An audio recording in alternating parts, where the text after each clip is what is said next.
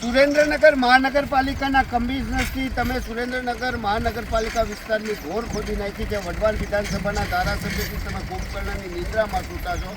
વઢવાણથી માળોદ વચ્ચેનું જે આ ડમ્પિંગ સ્ટેશન છે, ત્યાં દુર્ભાગ્યવશ ડમ્પિંગ સ્ટેશનની બહાર સુરેન્દ્રનગર મહાનગરપાલિકા વિસ્તારમાંથી કચરો એકત્રિત કરીને ઠલવવામાં આવે છે, જેના કારણે આ માળોદથી વઢવાણથી માળોદ, ખોલડિયા, ફૂલગ્રામ થતો જે રોડ છે એ ગંદો થઈ ગયો છે, પ્રદૂષિત થઈ ગયો છે અને લોકોના આરોગ્ય ઉપર ખૂબ જ નકારાત્મક અસર થાય છે. જે સંદર્ભે અમે અનેક વખત રજૂઆત કરી છતાં કુંભકર્ણની નિંદ્રામાં સૂતેલા અને કોન્ટ્રાક્ટરોના ઇશારે નાચતા આ તંત્રના અધિકારીઓને રાજકીય નેતાઓ કોઈ નક્કર કામગીરી કરતા નથી.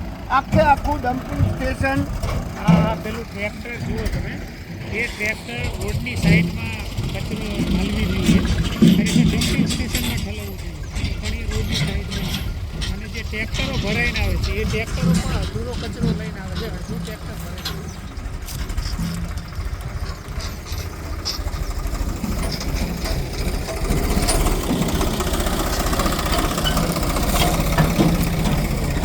હા, મહત્વની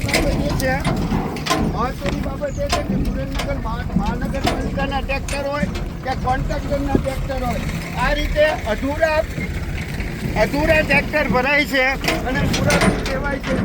એ સંદર્ભે અમે વઢવાણ પોલીસ સ્ટેશને ઉપરોક્ત જવાબદાર અધિકારી અને કોન્ટ્રાક્ટરો ઉપર નક્કર અને કાયદેસર કાર્યવાહી કરવાની અરજી કરી છે.